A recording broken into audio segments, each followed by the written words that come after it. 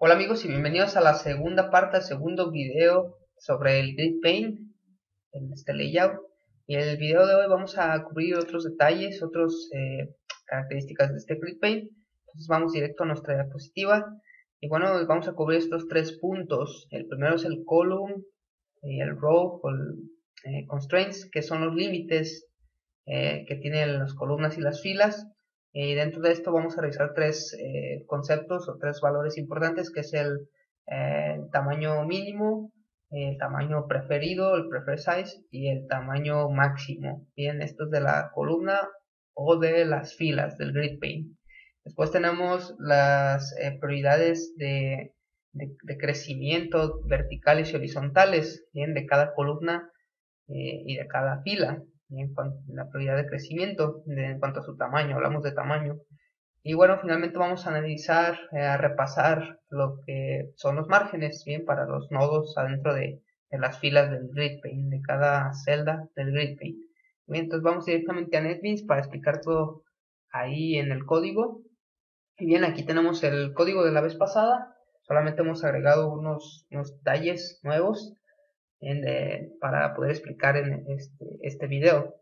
Entonces, en primer lugar, vamos con los límites o los constraints. Y aquí tenemos dos tipos. Tenemos el de columnas, que es este de aquí, column constraints, y el de filas, que es el row constraints. Los constraints son necesarios, o los límites son necesarios definirlos para poder especificar la aplicación, qué tanto va a crecer el grid paint, qué tantos va a coger en las celdas o las columnas, las filas o las columnas, o qué tanto van a crecer, dependiendo de si nosotros cambiamos el tamaño de la ventana, la maximizamos o la hacemos más pequeña, por ejemplo, o solamente hacemos un cambio de anchura o de altura. Entonces, para las columnas tenemos column constraints, y aquí tenemos dos, column 1 y column 2. Y adentro de este constructor vamos a darle tres valores. El primero es el minimum size, o sea, el tamaño mínimo. El segundo es el preferred size, el preferido. Y el tercero es el maximum size, que es el máximo, tamaño máximo. Muy bien. Entonces vamos a explicar cada uno de ellos. Bien, aquí tenemos nuestra aplicación ya corriendo. Entonces vamos a ver que para la columna 1, que es esta de aquí, la primera, hemos definido un minimum size, un tamaño mínimo de 100 píxeles. ¿Qué quiere decir esto? Que cuando nosotros encojamos o hagamos más pequeña la anchura de la ventana, bien, columna 1 va a encogerse hasta que sea 100 píxeles y no va a ir más abajo de eso. Ese es su límite mínimo. Bien, el preferred size, que es este valor de aquí en medio, cuando nosotros corremos la aplicación, digamos que es la medida de inicio, bien, la medida que va a tener de inicio esta columna, 150 píxeles de ancho.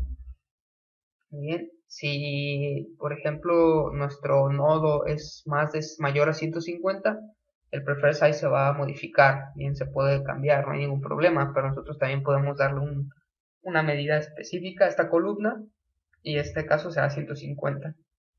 Muy bien.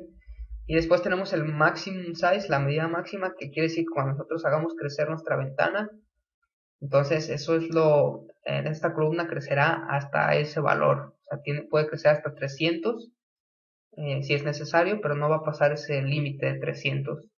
Bien, entonces esta columna puede crecer hasta 300, no lo va a hacer porque tenemos unas prioridades definidas para esta otra columna que no le permiten crecer hasta esos 300. Entonces se queda ahí, ¿no? En ese valor que tenemos. Tenemos prioridades aquí en esta columna y ahorita vamos a explicar qué significan. Entonces, eso es con los límites de las columnas o los column constraints. Como puedes ver, así se manejan. En este caso, por ejemplo, también tenemos un límite o un constraint para las filas, que es este de aquí, que solamente definimos para la quinta fila, la última fila, que tenemos con este botón aquí. Bien, esta fila, por ejemplo, tiene una altura mínima de 75, que es este valor de aquí. Una altura preferida, que es 100 píxeles, y una altura máxima de 200 píxeles. Entonces quiere decir que se comporta de la misma manera. Cuando nosotros hacemos más pequeña esta ventana en su altura, el tamaño mínimo de esa fila será 75, ya no puede ir más abajo, 75 píxeles. Cuando la hagamos crecer, su tamaño máximo será de 200, aquí lo vemos. Entonces empezará a crecer, y cuando llegue a 200 parará. Y la ventana puede seguir creciendo, pero no se modificará la altura de esta fila. Y su altura preferida es 100 píxeles, entonces es donde empezará, ¿no? Será su altura de inicio. Pero en este caso, si tenemos un nodo con mayor tamaño, entonces se puede modificar esa altura sin problemas. Muy bien. Okay, así es como funcionan entonces los constraints para las filas y las columnas. Bien. En este caso, por ejemplo, hay que explicar lo que son las prioridades de crecimiento, el growth priority de cada columna y de cada fila. Para la columna 2, tenemos aquí con este método setHgrow, damos la prioridad de siempre, de always. Este valor quiere decir que esta columna 2 que vemos aquí, tiene siempre la prioridad de crecer para llenar todo el espacio disponible que tenga, bien, a lo ancho de la ventana. Muy bien, si como podemos ver aquí, cuando vamos haciendo más ancha esta ventana, modificamos, perdón, su anchura, esta columna sigue creciendo y tomando espacio. ¿Por qué? Por esa prioridad que tiene para crecer. En este caso, crece a todo el espacio disponible y no tiene límite, bien, porque en este constraint que tenemos aquí, que es para la columna 2, hemos definido que, bueno, tenga un tamaño mínimo de 200 píxeles, uno preferido de 300 píxeles y uno máximo con esta constante que es max value. Eso quiere decir que puede crecer lo que necesite crecer con tal de llenar la ventana, ¿bien? De llenar la ventana, todo el espacio disponible que tenga. Y esto, gracias a la prioridad que tiene de crecer siempre, esto es el efecto que tendremos. Llenar, no importa el tamaño de la ventana, llenar el espacio disponible. Bien, si nosotros queremos, por ejemplo, truncar este valor, lo podemos hacer, por ejemplo, hasta 600. Bien, podemos ver que tendrá la prioridad como para crecer, pero veremos que se detendrá a los 600 píxeles. Muy bien, entonces aquí lo tenemos. Entonces le dimos un límite de 600 píxeles, entonces puede crecer siempre, llenar el espacio disponible, pero cuando llega a 600 píxeles, ahí se detendrá. Entonces ese será su tamaño máximo. Siga creciendo, ahí se detendrá. La ventana puede seguir creciendo, pero será su límite. Bien, entonces tenemos aquí otra prioridad para la fila 5, que es con el método setBgrow. La prioridad la damos como siempre, always.